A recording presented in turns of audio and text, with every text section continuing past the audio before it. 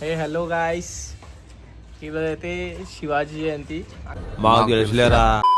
అందరికీ హ్యాపీ శివాజీ జయంతి. ఈరోజైతే మేము అందరికీ అన్నదానం పెడుతున్నాం. ఇంకా స్టార్ట్ కాలే, ఇప్పుడు అందరం ఇగో మన గిరన్న వంటల మాస్టర్ ఇక్కడ అందరికీ తెలుసు. మా వంశన్ అన్న హాయ్ చెప్పు.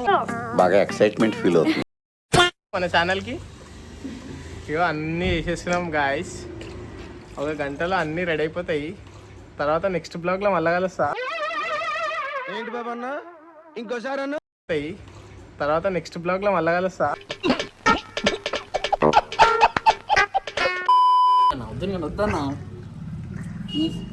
ఇవే తగ్గించుకుంటే మంచిది.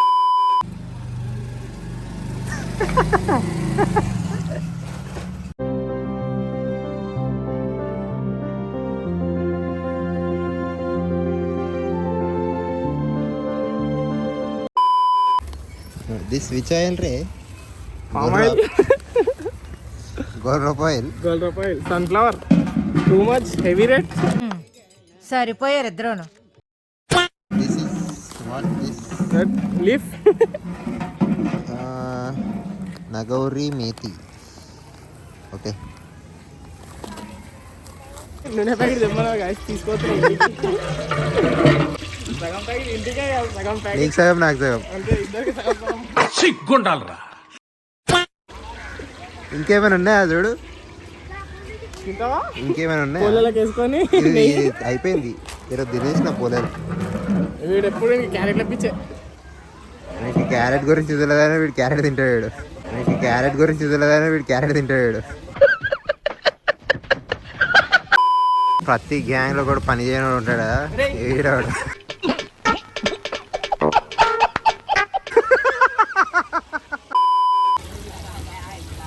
వాసన అరే స్మెల్ మంచిగా వస్తుంది కదరా. జబర్దస్త్ వస్తుంది.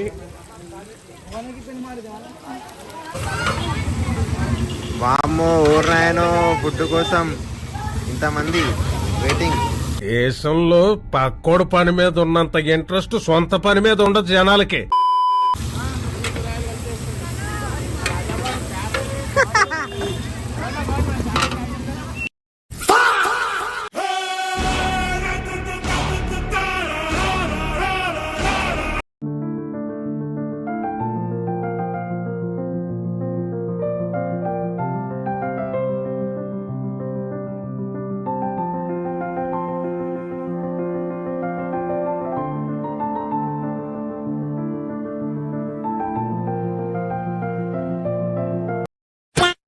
సనాతన ధర్మాన్ని నిలబెట్టడానికి హిందూ మతం పేరు మీద కోటలు నిర్మించి హైందవ సామ్రాజ్యాన్ని ఏర్పాటు చేస్తున్న రోజులలో ఆయనకి శక్తి యొక్క అండ కావలసి వచ్చింది, అమ్మవారి అండ కావలసి వచ్చింది.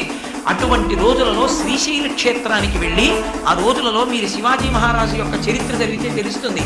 అడిగిపోయారు మంత్రులు, సేనానులు.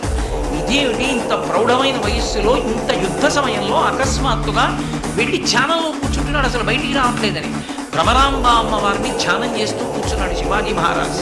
కూర్చుంటే భ్రమరాంబ అమ్మవారు ప్రత్యక్షమై, నీకు నేను ఒక ఖడ్గాన్ని బహూకరిస్తున్నాను, ఇది నువ్వు పట్టుకున్నంత కాలం ఇక నీకు యుద్ధంలో ఎదురులేదు, ఈ ఖడ్గం పట్టుకుని హైందవ సామ్రాజ్యాన్ని స్థాపించమంది. భ్రమరాంబ అమ్మవారు కటాక్షించినటువంటి ఖడ్గాన్ని చేత పట్టుకునే శివాజీ హైందవ సామ్రాజ్యాన్ని స్థాపించాడు.